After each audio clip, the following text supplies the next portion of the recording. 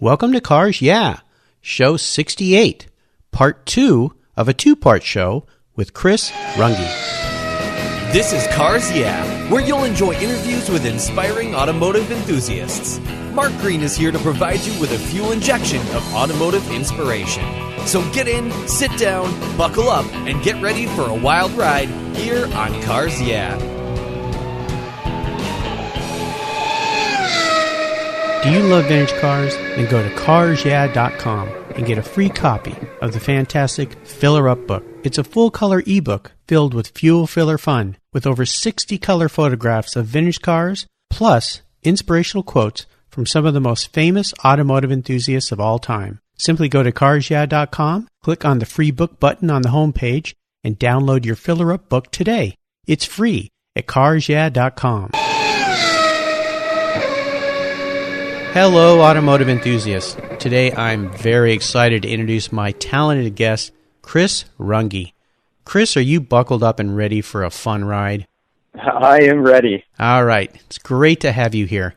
Chris Runge owns and operates Runge Karosseria and Flyer Motorwerks. Flyer Motorwerks began in a rural Minnesota barn, the very place where Chris, 25 years prior, sat in his first Porsche while it was being stored for the winter. That Porsche left an impression, and he would never forget it.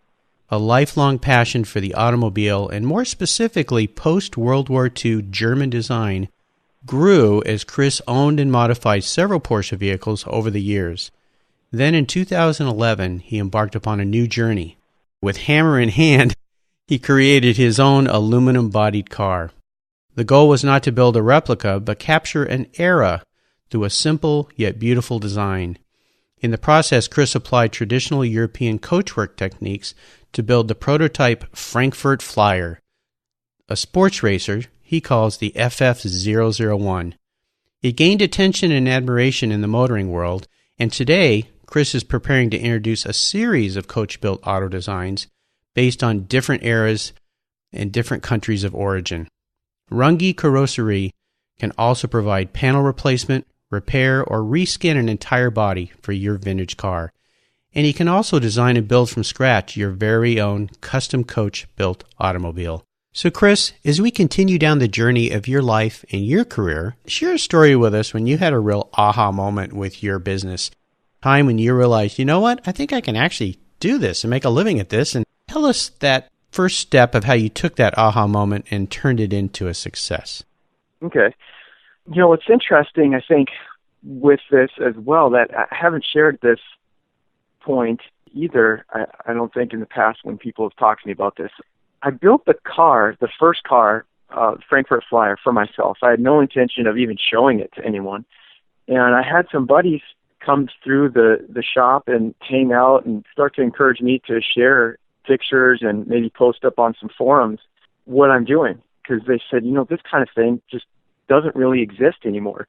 There are guys that are modifying old Porsches. There are guys that are making hot rods. But to actually build a wooden buck and design your own car and do it with tree stumps and an English wheel, it just doesn't exist. So that aha moment, I think, happened for me when I started to post my idea online and have people from all over the world jump on board and say, whoa, this is cool. We don't have to pay a hot rod builder $80,000 or $100,000, $200,000, whatever it might be, to build a beauty queen. Let's get our hands dirty, and you know, hammer marks and a few flaws here and there aren't such a bad thing. And it just, I think, kind of that aha moment was wrapped up in seeing the support and experiencing the support of people from around the world, having guys who were major players and so highly respected in the industry reach out to give me information, to share techniques, to just really promote me. And then the other part of it was finding out how much people appreciate authenticity in workmanship. And what I mean by that is my cars are not perfect. when I talk about the struggles and the challenges I faced, a lot of that had to do with just getting so fed up with a world looking for perfection and how overwhelming that can be, and seeing how much just people appreciated seeing really the imperfections and how they almost become beauty marks in these old cars in the way that I do it. Sure. So, in the world of Concours cars and American hot rods that are, I know they'll refer to a car that's kind of like a rat rod where it's not perfect. But I think my cars are different than that. The hammer marks and the wheeling marks and the minor imperfections and things, they're not because of carelessness. They're because of craft.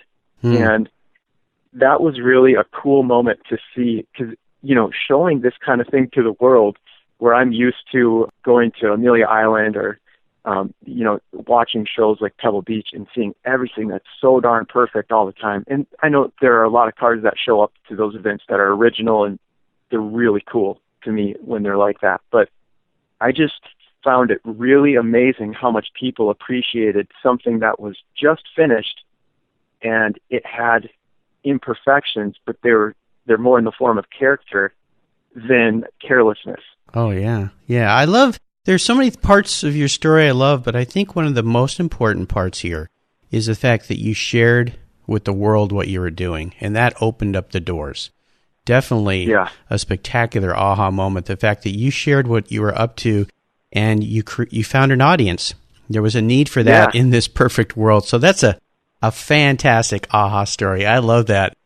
Let's have a little fun here. What was your first really special car? And maybe you could share a memory you had with that vehicle.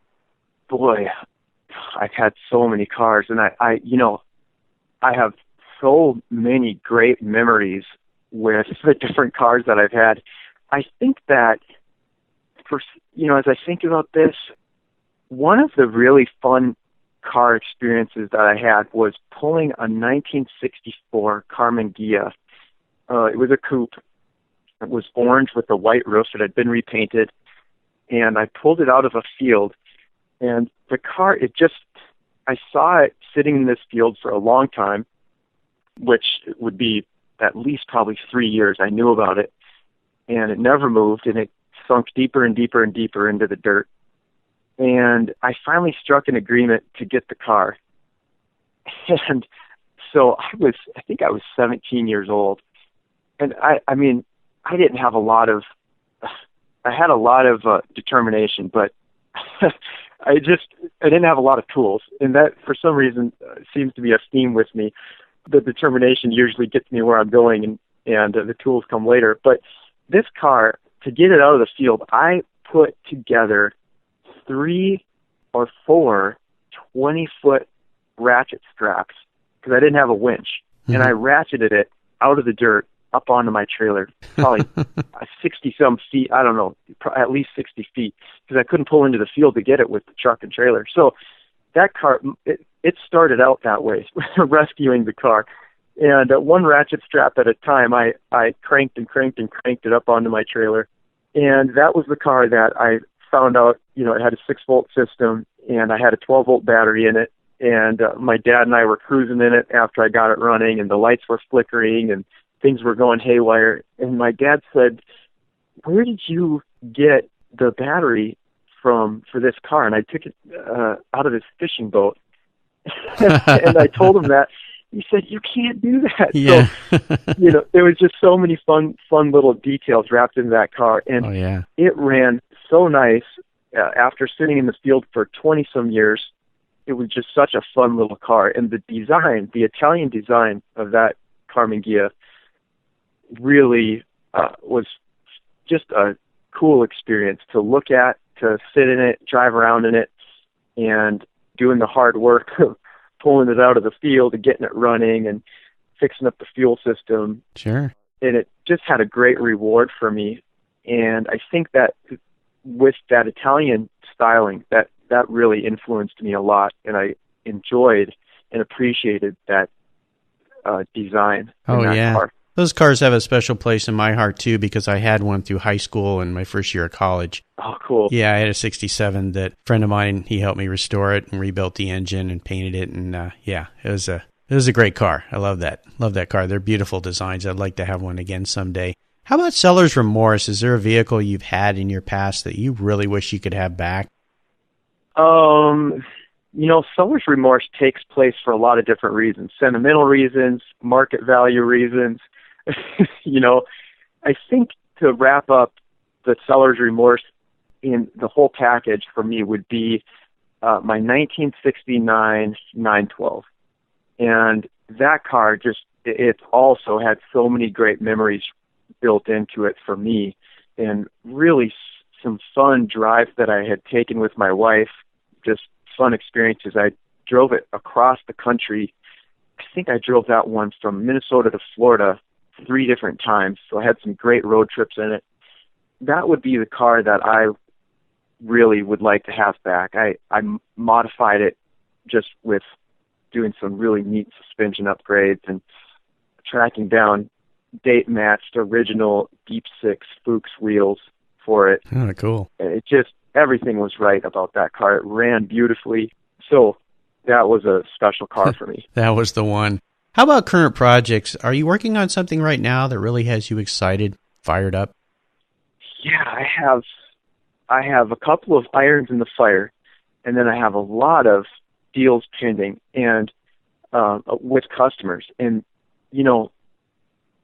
a couple of the projects that I'm working on, right now I have one car that's being built for a gentleman in Lake Tahoe, and that car we're building for La Carrera, Panamericana. Oh, cool. And yeah, it's my own design. It's the Frankfurt Flyer. It'll be number 3. And with my designs, they evolve. So I may call the car the Frankfurt Flyer, and it's built off of the original design, but each one evolves, just like the Porsche 550s evolved from race to race. And, you can have the different periods of 550s and see the changes in mechanical and aesthetic design cues. That's the approach I take with my cars. And so this one specifically is going to be really neat because it's being developed suspension-wise and mechanically to endure La Carrera, which is a pretty rugged race. It's better now than it was 30 years ago, which, by the way, the guy who's building this car with me he raced it 30 years ago.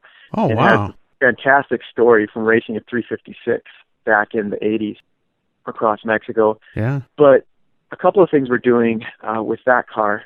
We're going to put a passenger side door on it, no driver's door, so it'll be kind of a gentleman's racer, so that the driver will have to remain in the racer mindset to hop in the car, but it can be built so that he can take out his wife on a date when needed, so the passenger door will swing open, and then we're doing some modifications, like I said, with suspension and brakes and engine to get it to the point that it's going to be fast. It should have we're looking at about 148 mile per hour top speed. Oh my gosh. With an 85-inch wheelbase, and that's just that alone.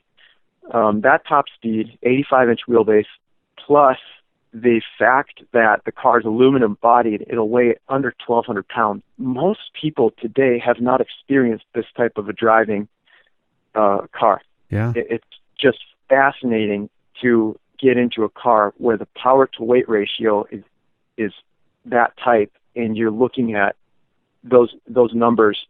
It's not like modern supercars, but it's such a different experience to have an aluminum bodied car, and that's part of the reason that I started going with the aluminum bodied idea in the first place. Oh yeah, sounds like a fantastic project. Yeah, that's a neat one. And then one other thing that's kind of taking place right now, as my business is right now, it's right in the midst of a very pivotal moment, I think, because with building this business, I'm doing it all out of pocket, and with basic tools, I have no loans or anything like that. It's really cool to have people come on board and believe in me and my work to the extent that they're willing to say, I want you to build your dream car.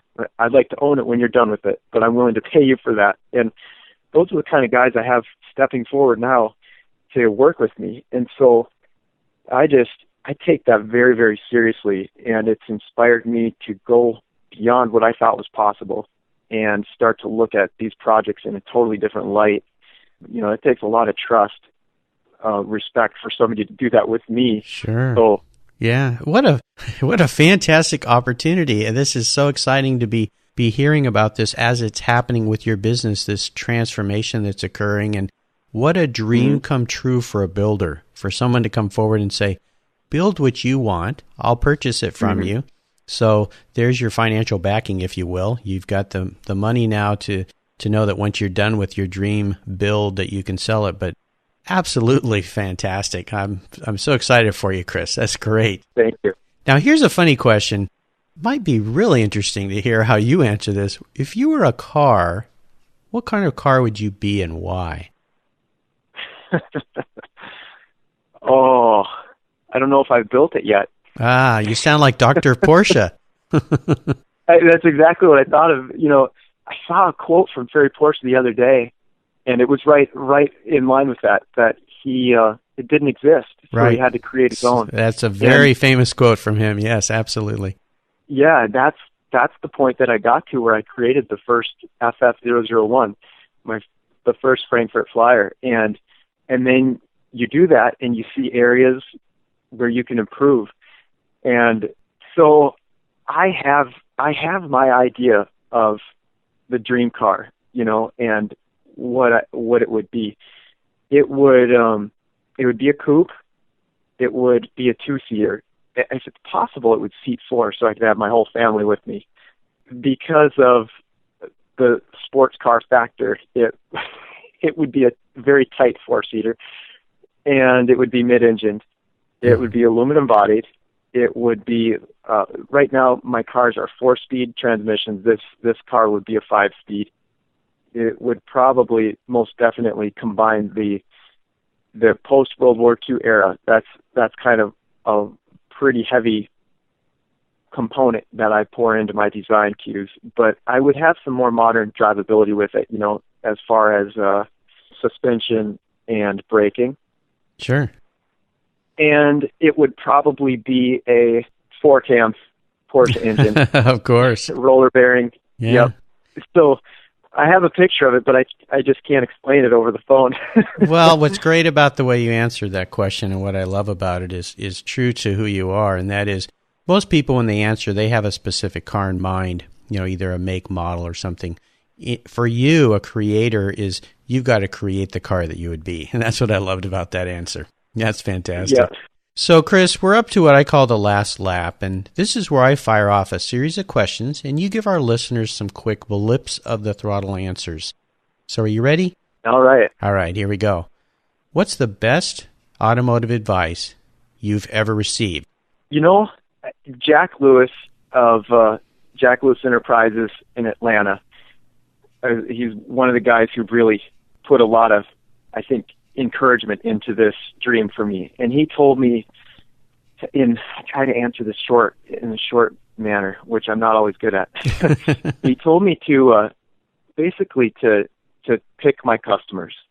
And that's been pretty important for me because you start to sacrifice who you are when you don't do that. And you start to sacrifice how much you believe in yourself. And so it's been really important to me to take that advice and say, I'm willing to do this to make a living, but I'm not willing to do that. And you set up some boundaries and some guidelines, guardrails, I think is a good word. Oh, sure. That you live by and that you operate by.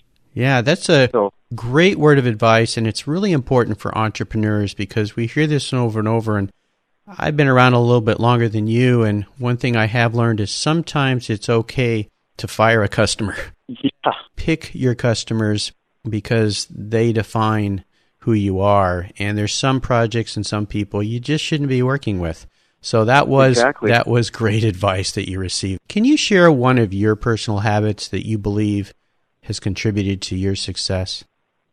I think a really important factor for me as being married is really allowing my wife to give me input and her, to just value her thoughts and her ideas, and even down to design cues on my cars.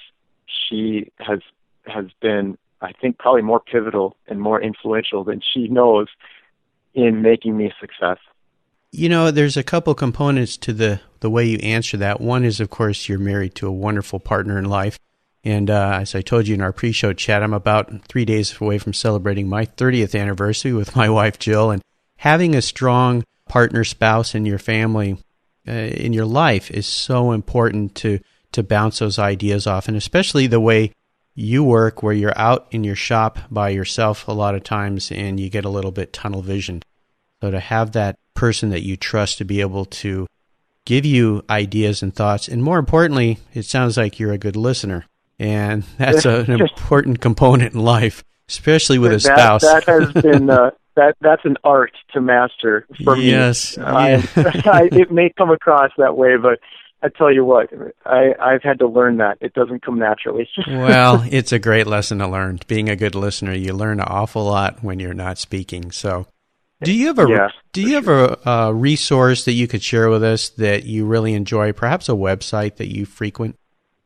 Yeah, through Facebook, I've been able to connect with guys who have, like Rod Emery, third generation, second generation, metal shapers, coach builders, and, the overall European car enthusiasts. And so it's not necessarily a specific website, but finding these guys on Facebook, and I can give you the names, like I said, Rod Emery, Mark Nugent, and Roach Manufacturing are three places that I go, and it's just so inspirational to see their work, specifically pertaining to what I do on a day-to-day basis. Oh, fantastic. And I'll remind our listeners that I'll post these links at carsyeah.com/Chris Runge, and Chris spells his last name Runge, so that you can go there and find these resources and be exposed to them the way Chris has and be inspired.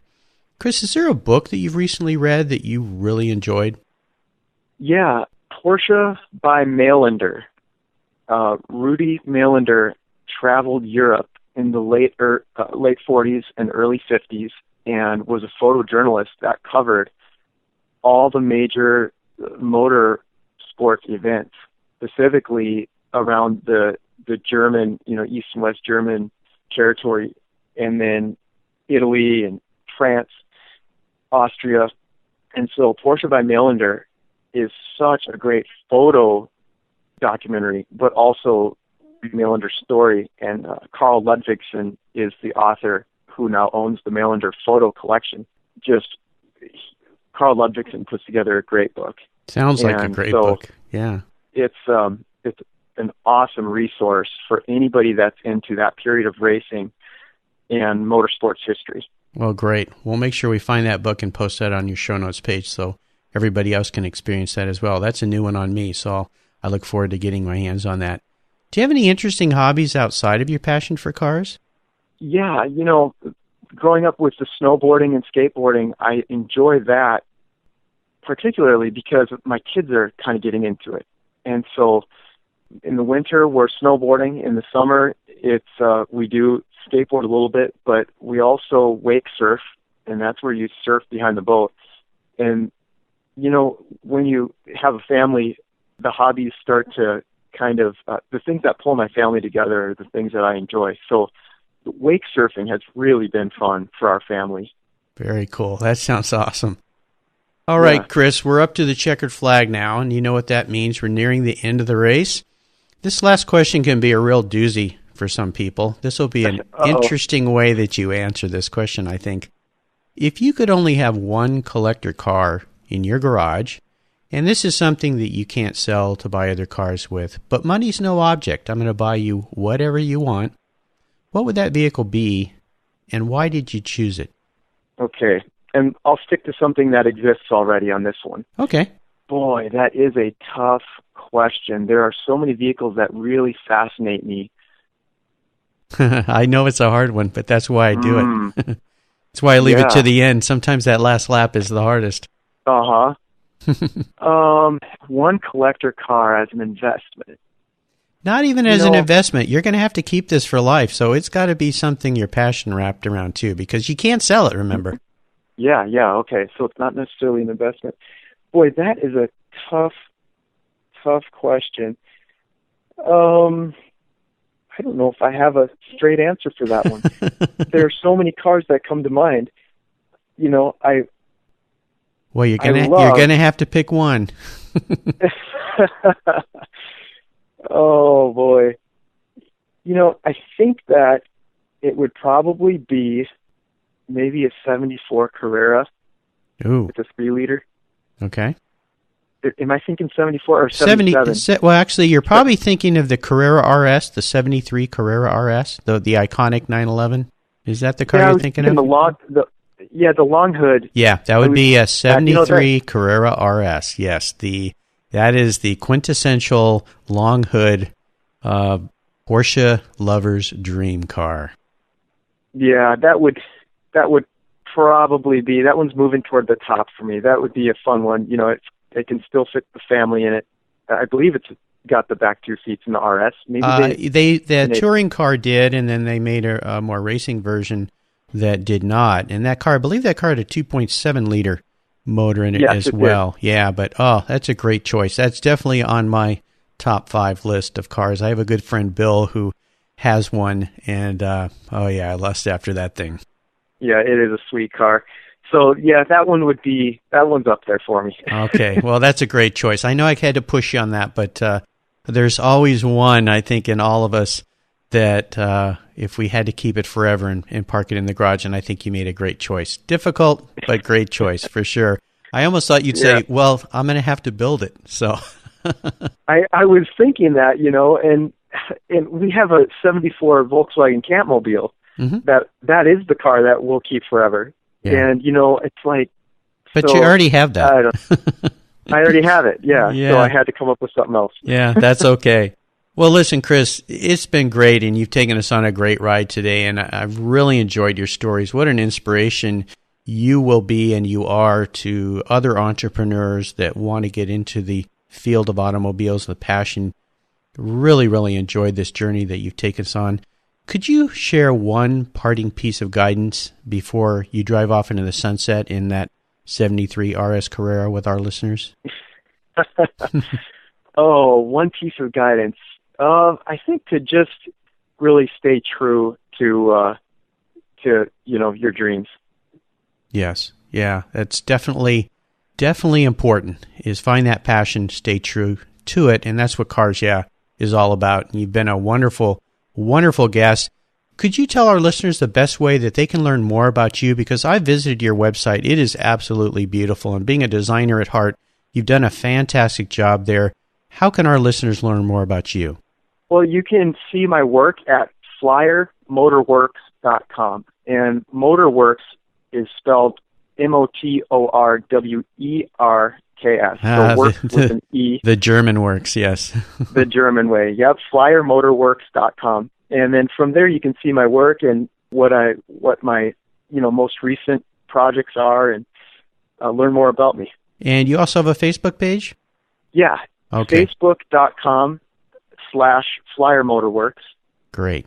Okay, well, I'll make sure that I post links up on your show notes page so that everybody can find you, and I would really encourage folks to go and take a look at these creations that Chris is building. They are absolutely fantastic, amazing, and the creativeness is over the top. It's really exciting.